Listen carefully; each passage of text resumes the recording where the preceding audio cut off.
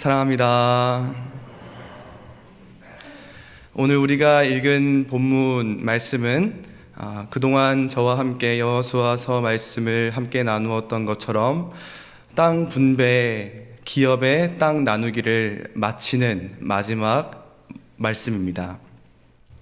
정확히 말하면 지금 요단 동편에서의 땅 분배는 이미 모세를 통해서 이제 세 지파, 므낫세 반지파까지 나누어졌고, 이제 요단을 건너 서편에서 이제 9지파의 땅 분배가 이제 여호수아 14장에서의 말씀부터 19장, 오늘 우리가 읽은 말씀까지 이제 땅 분배, 기업의 땅 나누기를 마치게 되는 아주 훌륭하고 아주 기쁘고 행복한 날인 것이죠. 정말 이제 이스라엘 백성들이 저 출애굽한 그 날부터 그 어려웠던 40년의 광야, 그리고 길었던 정복 전쟁의 끝을 맺으며 정말 하나님께서 우리 이스라엘 백성들에게 약속하셨던 그 언약의 땅, 약속의 땅, 그 가나안 땅을 분배받는 마지막 날입니다. 정말로 이스라엘 백성에게 있어서는 축제와 같은 정말로 아름답고 행복한 날로 기억되는 날이겠죠. 그런데 동시에 정말 조심해야 되는 날이기도 합니다. 왜냐하면 현실적으로 그들에게 지금 땅 나누기, 하나님의 은혜를 통해서 지금 살아서 지금까지 왔고, 그 땅을 받기까지 얼마나 하나님의 큰 은혜를 받았지만, 사람의 눈으로 조금만 잘못하면 이제 땅이 커졌다가 작아졌다가 많아졌다가 부족했다가, 이런 사람의 눈으로 봤을 때는 정말 눈이 뒤집힐 만한 그런 조심해야 되는 그런 상황이었다라는 것이죠. 일상에서도 우리는 이런 이야기들을 심심치 않게 볼 수 있고 또 들을 수 있습니다. 부모님이 돌아가시고 이제 형제들만 남았죠. 이제 그들에게 무엇이 남아 있습니까? 이제 유산에 대한 이야기가 나오게 되겠죠. 유산, 그 부모님께서 남겨주신 것들을 이제 남은 형제들끼리 나누는 이야기들을 하게 될 겁니다. 그래서 부모님 남겨주신 땅이나 이제 집이나 여러 가지들, 그리고 돈들이 있겠죠. 그런 것들을 나눌 때 정말 사람의 부모님을 생각하면 이것을 잘 나누는 것이 맞지만, 이게 사람의 눈으로 이게 계산이 들어가게 되면 그 끝이 아름답지 못하게 끝나는 경우들이 많이 있습니다. 피를 나눈 형제들이라 할지라도 그 돈 앞에, 물질적인 것 앞에 그 혈연이 끊어지는 그런 어려움을 겪는 그런 부분들도 있죠. 그 유산을 아름답게 나누어지는 일들을 저는 잘 보지도 못했고 잘 듣지도 못했습니다. 그 일들이 아름답게 끝났다라는 것을 이제 생각이 들었던 일은 그 당사자가 그 유산에 욕심을 내지 않고 포기하는 그런 일 정도랄까요?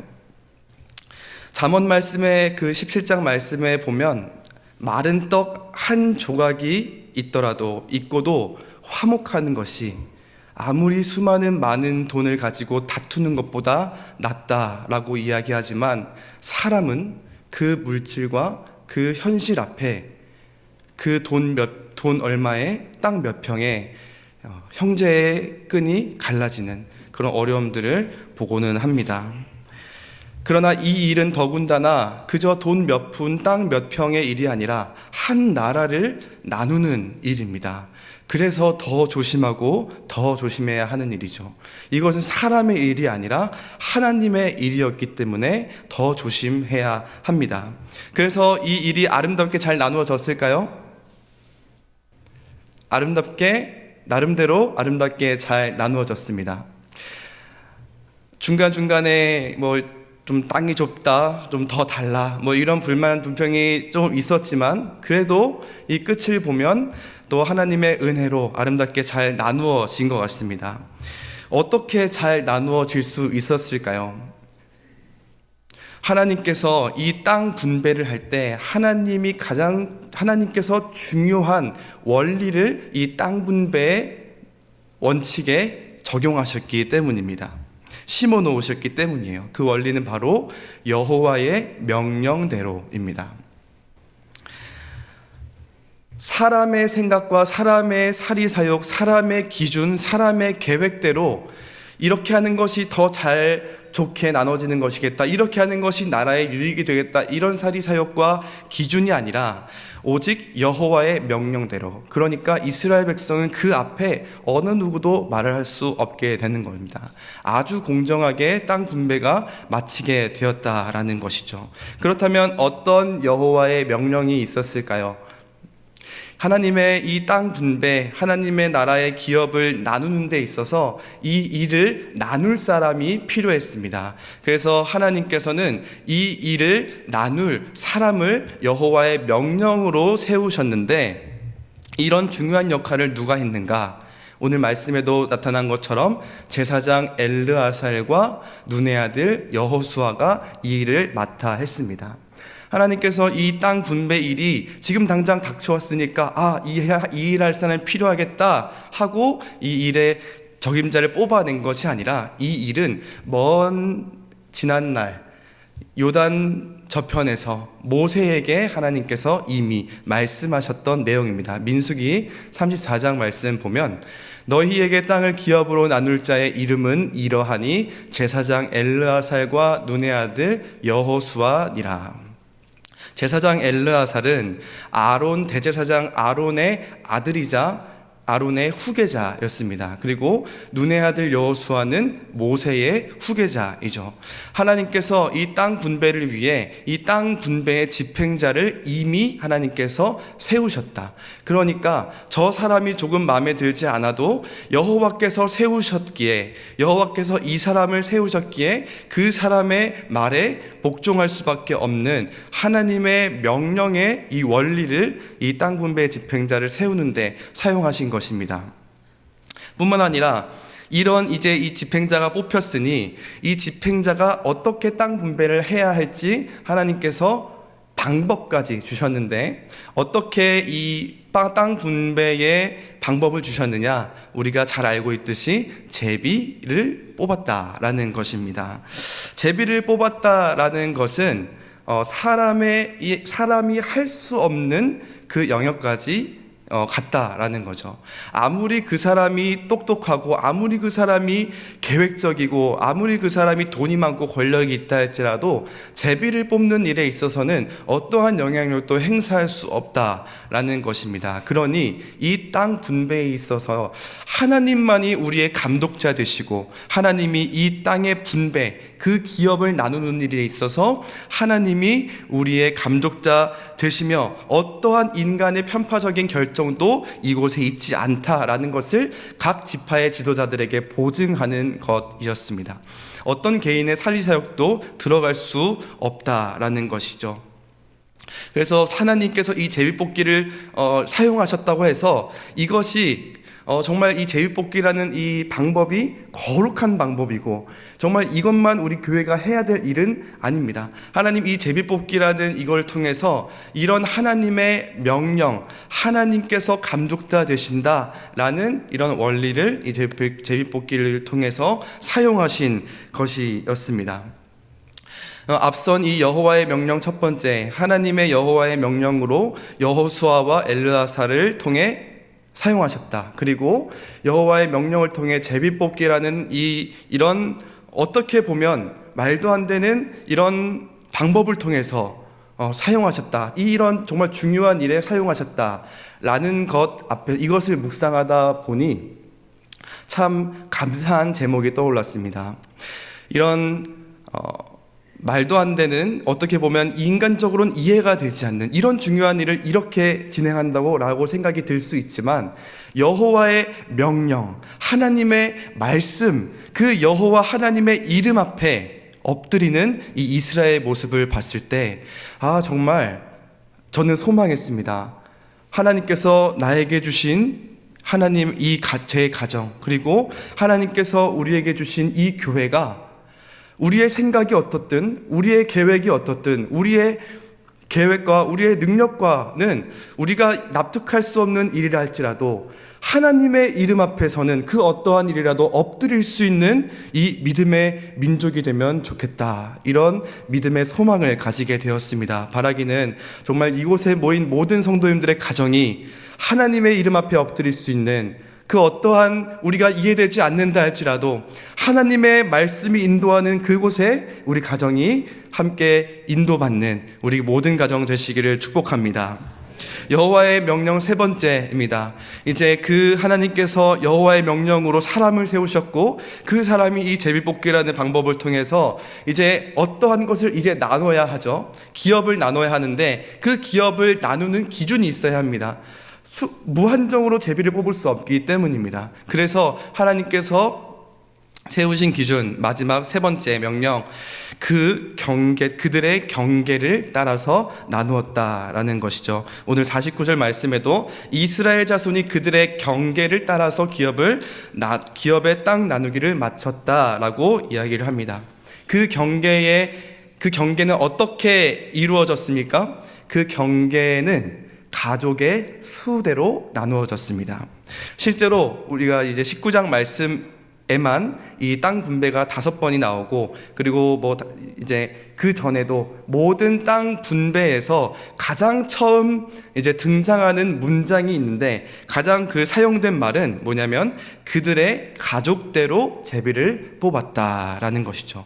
가족대로 땅을 나누는 것 또한 여호와의 명령이었다라는 것입니다. 이 또한 하나님께서 저 요단 저편 건너오기 전에 모세를 통해 주신 말씀인데, 민수기 33장 말씀 보겠습니다.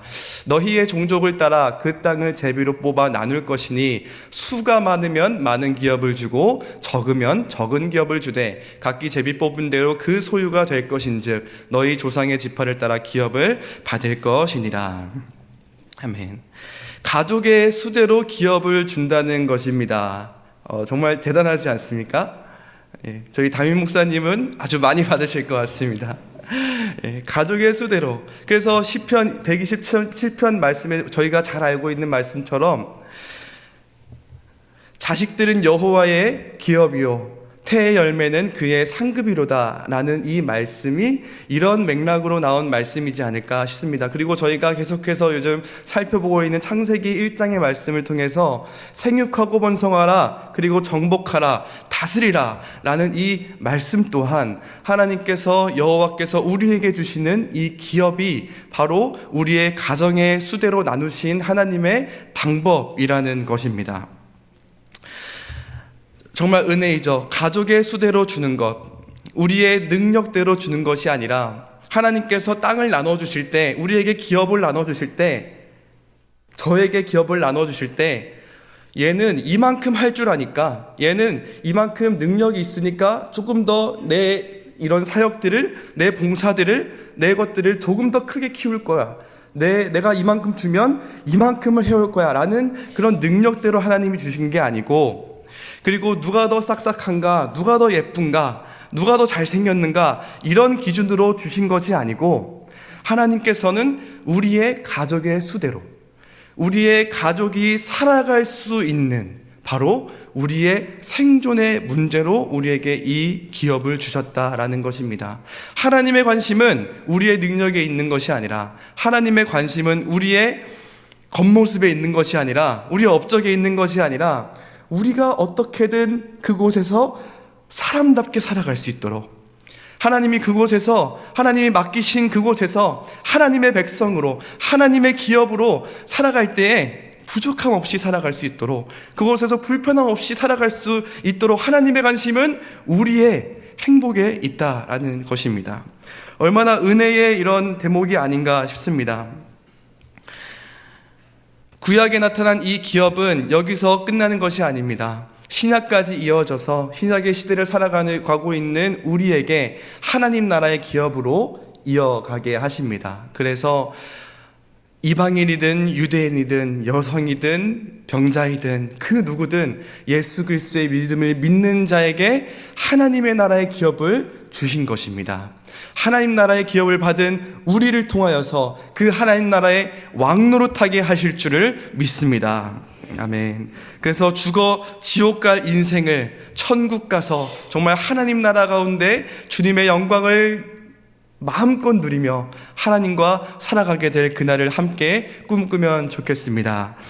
그리고 이제 마지막 절로 마무리를 하는데, 이 마지막 51절 말씀에는 정말 공식적인 이런 문서를 마무리 짓듯 뭔가 서명을 하듯이 기록을 마무리하고 있습니다. 그래서 참석자 누가 어느 장소에서 어떻게 하다, 무엇을 하다, 이렇게 마무리를 짓고 있는, 마치 이제 정말 공식적인 모임을 마치듯이 어떤 부동산 계약서를 마무리 짓듯이 그렇게 마무리하고 있는데, 51절 말씀 다시 한번 보겠습니다. 제사장 엘라살과 눈의 아들 여호수아와 이스라엘 자손의 지파의 족장들이 실로에 있는 회막문 여호와 앞에서 제비 뽑아 나눈 기업이 이러하니라. 아멘. 여호와께서 명령하신 그 사람을 들어서 여호와의 방법대로 여호와의 마음으로 그들에게 나누셨다. 그래서 이렇게 공식적인 문서를 마무리하고 있는 것으로 보입니다. 정말 복잡하고도 또 여러 가지 장치들을 있다라는 것을 우리는 또 발견할 수 있는데, 하나님이 왜 이렇게까지 하셨을까요? 왜 하나님은 사실은 말 한마디로 그냥 하나님 거니까 사실 우리의 의견을 물어볼 필요도 없으실 텐데, 하나님의 그냥 너 이거 가져, 넌 이거야, 이렇게 그냥 떠넘기실 수 있으셨을 텐데, 왜 이렇게도 복잡하고 시간을 들여 정성을 다해 이렇게 문서를 장황하게 만드셨을까요? 우리가 14장부터 19장까지 말씀해 보면 정말로 그 지역 하나 이름을 다 넣고 있죠. 어느 지파에는 어느 지역 이러한 경계를 따라 그 지파에게 이 기업을 준다라는 이런 것들이 19장까지 계속해서 되어가고 있습니다. 왜 이렇게까지 치밀하게 하나하나 다 기록하면서, 그리고 마지막 서명을 하시듯이 이렇게 공신력 있는 이런 문서를 만들고자 애를 쓰신 걸까요? 그것은 바로 조금이라도 마음이 나누어지는 것을 원하지 않으셨기 때문입니다. 하나님의 백성들이 하나님의 기업을 받는데, 하나님의 백성들이 하나님의 일을 하는데 조금이라도 그들의 마음이 나누어져서 혹시나 이런 것들이 제대로 되어 있지 않다면 누군가는 생각할 수 있겠죠. 왜 우리는 조금밖에 없지? 왜 저 사람은, 저 지파는 조금 더 많이 가져갈까? 이 집행자들도 지파에 속해 있는 사람이기 때문에 우리와는 조금 먼 지파여서 우리에게는 이렇게 조금 준 걸까? 이렇게 험난한 산 지역을 우리에게 준 걸까? 바다 같은 지역을 주면 우리에게 좋을 텐데, 내륙에 있으면 좋을 텐데, 이런 생각과 이런 질투와 이런 의심과 이런 불만 불평, 이런 것들이 쌓이지 않게 하기 위해서 모든 사리사욕을 떼어버리고 하나님의 이름 앞에 한 마음으로 설 수 있도록, 그렇게 하기 위해 하나님은 정말로 한 사람 한 사람의 마음을 다독이듯이 이렇게 하나하나 세심하게 치밀하게 이런 일들을 준비하셨다라는 것입니다. 그것을 통해서 마귀의 틈탈 일이 없게 만드신 것이죠.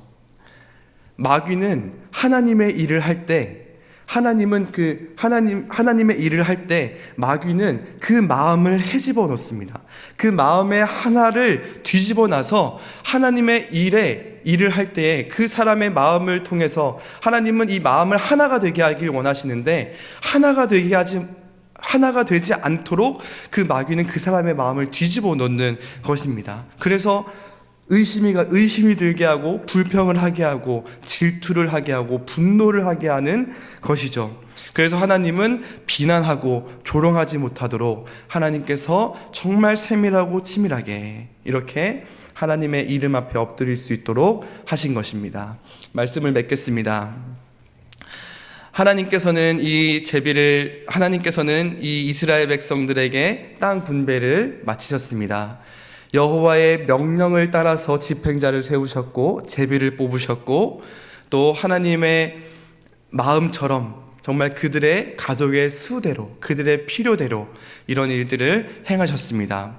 하나님께 우리가 이 말씀을 통해서 우리가 배울 수 있는, 우리가 기억해야 할 것은, 정말 우리가 소망해야 될 것은, 우리 오늘 받은 말씀과 같이 정말 우리가 세상의 생각, 우리의 기준, 우리의 계획을 다 내려놓고서라도 하나님의 이름 앞에 있다 할지라도, 하나님의 이름 앞에 우리가 서 있을 때 내 생각과는 조금 달라도, 내 마음과는 조금 달라도 하나님의 명령 앞에 엎드릴 수 있는 우리가 되기를 간절히 소망합니다. 뿐만 아니라 그 하나님의 명령이 내게 주어졌을 때 그것을 기쁨으로 받고, 정말로 하나님께서 우리에게 행하셨던 그 하나하나 마음 씀씀이와 같이 우리가 교회를 대할 때, 우리가 가정을 대할 때 정말 하나님께서 한 사람 한 사람 치밀하고 세심하게 마음을 써주신 것처럼 우리가 하나님의 일을 할 때에, 하나님께서 우리에게 주신 이 가정을 돌아볼 때에 하나님의 마음과 같이 조심조심히 하나님 마음을 나누지 않고 정말 하나님 보시기에 아름다운 우리 교회와 모든 가정이 되기를 간절히 소망합니다.